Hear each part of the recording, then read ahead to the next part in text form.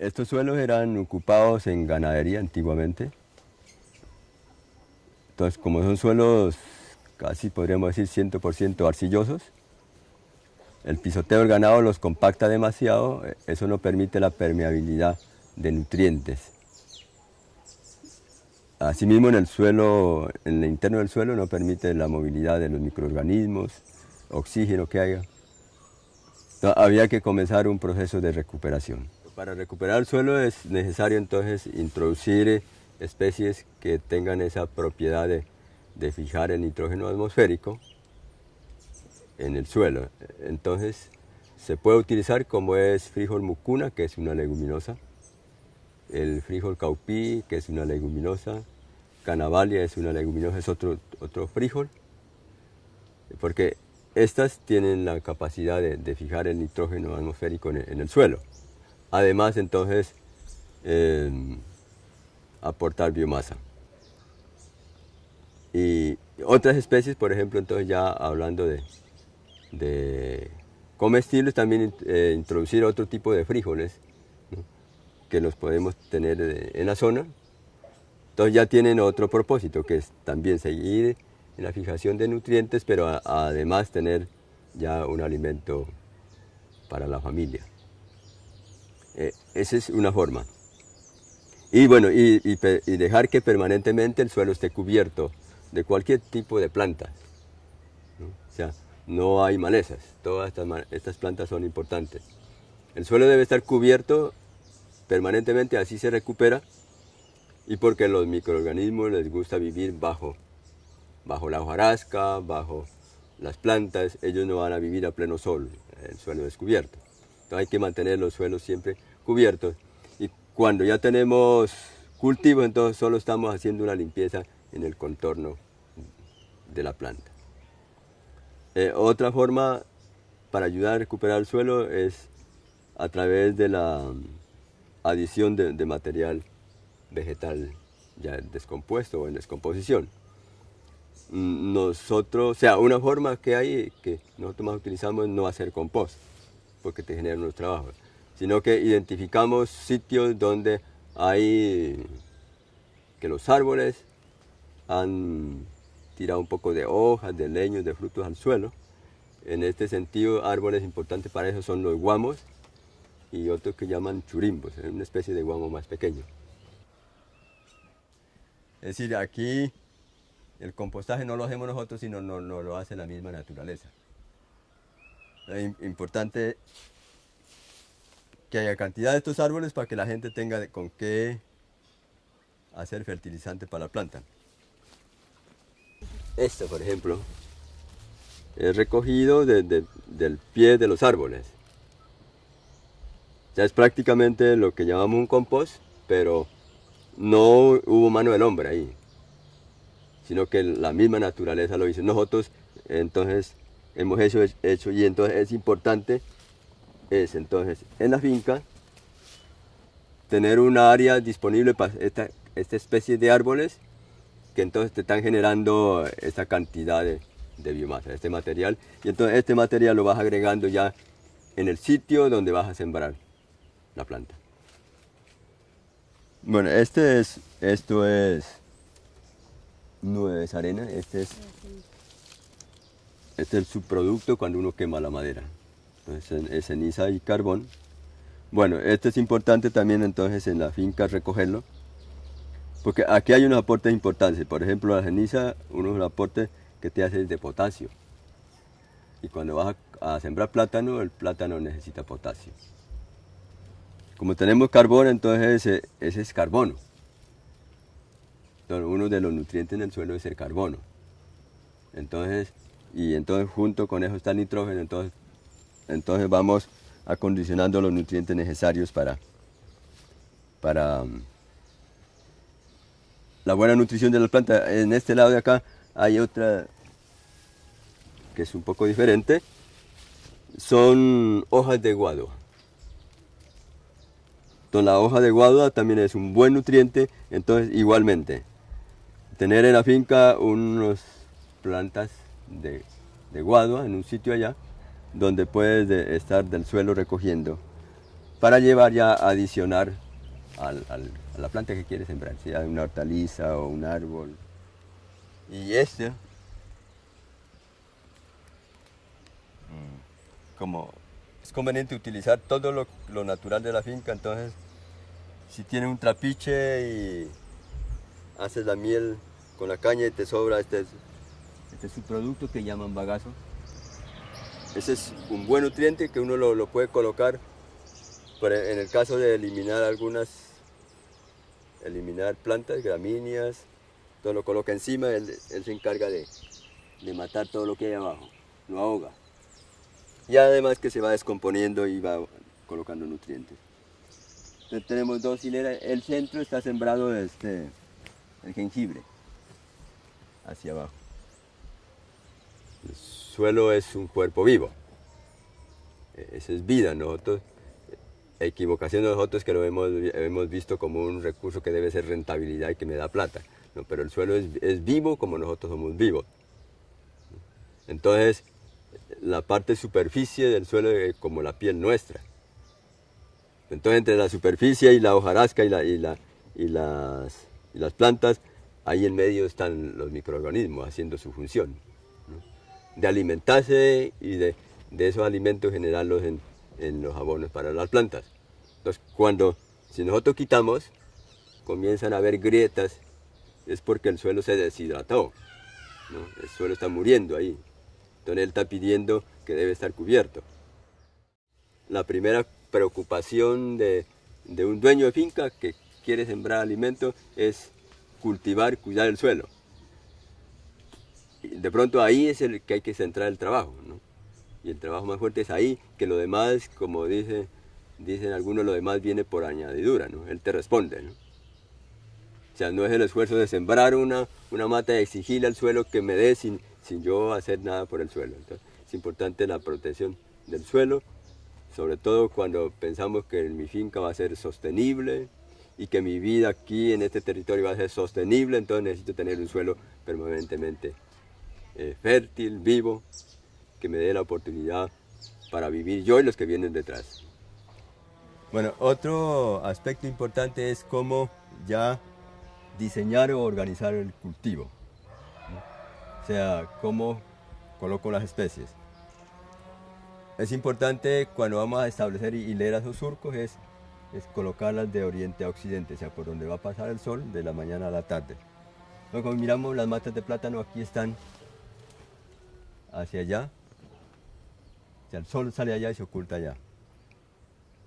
Entonces hay plátano a una distancia adecuada. Por este otro lado de acá miramos especies como algunos árboles, y aquí están las matas de coca, que hacen parte del cultivo amazónico, que es alimento, que es medicina.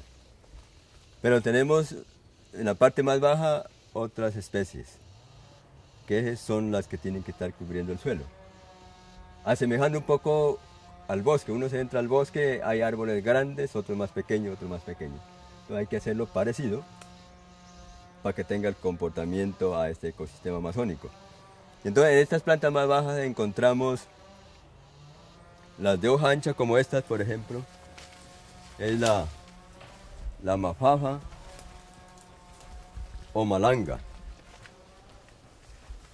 Ella se comporta muy bien bajo la sombra de las hojas de plátano.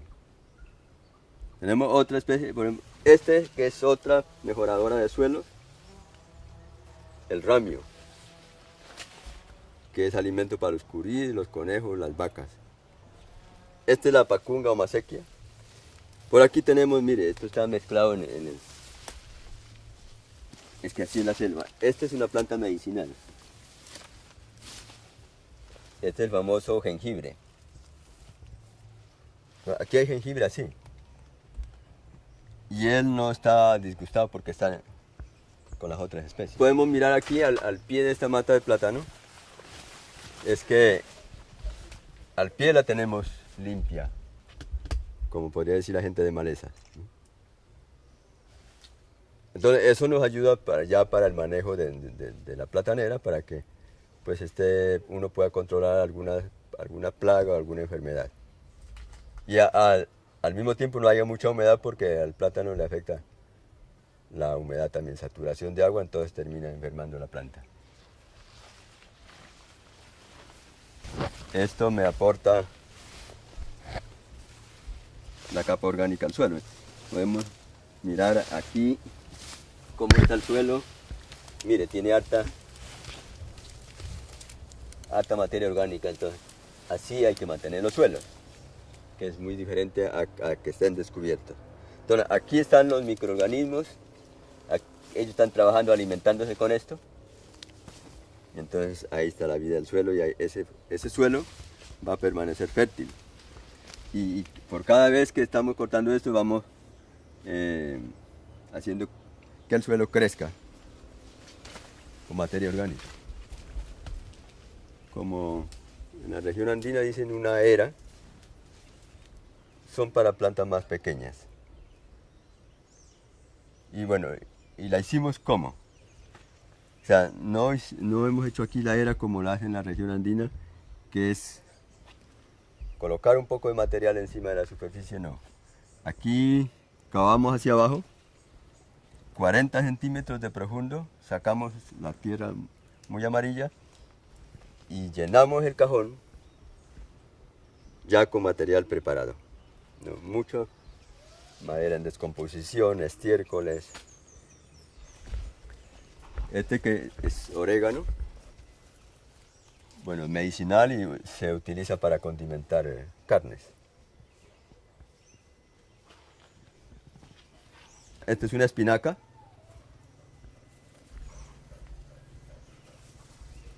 Esta es la famosa guasca con la que hacen el ajiaco en Bogotá. Y me han dicho que aquí crece mucho mejor que allá en Bogotá mismo. Esta es cebollina. Aquí este es un ají. Es decir, entonces es importante que nuestra huerta amazónica, o sea, la era amazónica, tenga condiciones amazónicas. Y especialmente estén sembradas con las plantas propias de acá. Trigo amazónico para alimentar gallinas, para alimentar cerdos, para alimentar peces y para consumirlo uno mismo.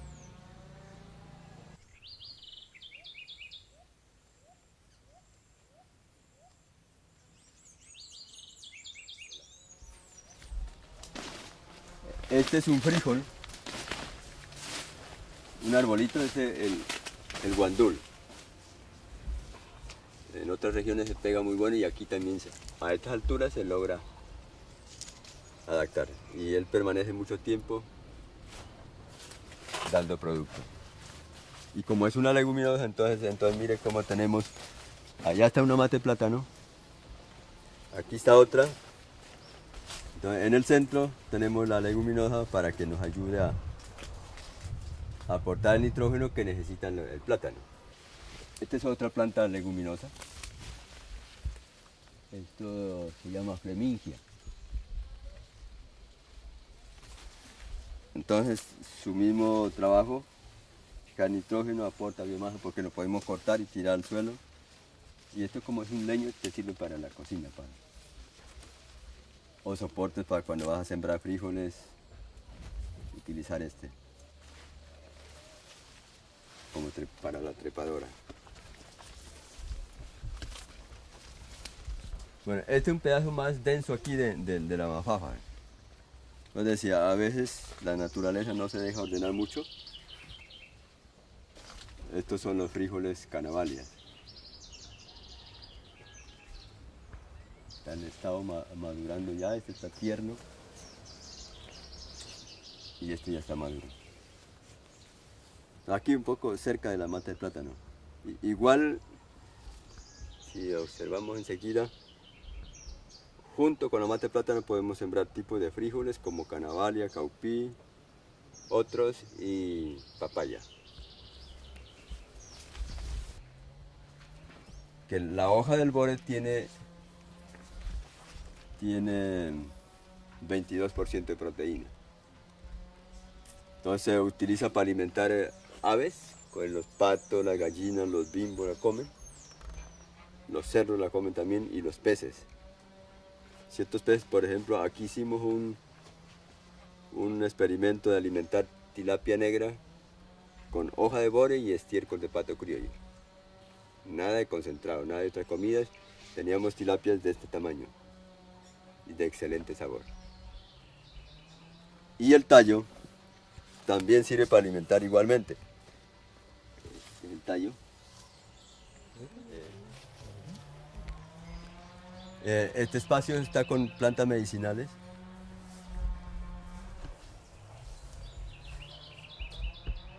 Bueno, albahaca hay en varias regiones.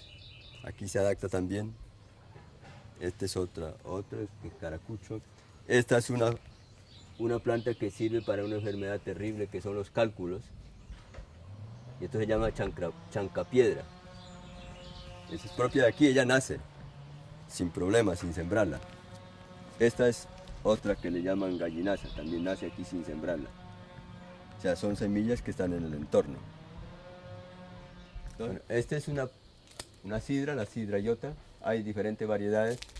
Entonces, bueno, en la finca si hay un tipo de árbol que lo podemos usar, lo usamos, ahí sembramos la planta para que se enrede. Aquí cógete uno.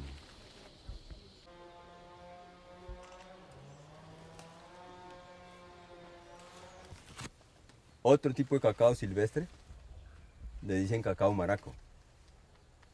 Especialmente se usa la semilla, la almendra, para preparar guisos, para hacer galletas, para hacer un pastel, para hacer una crema y comerlo tostadito como una almendra, es muy rico.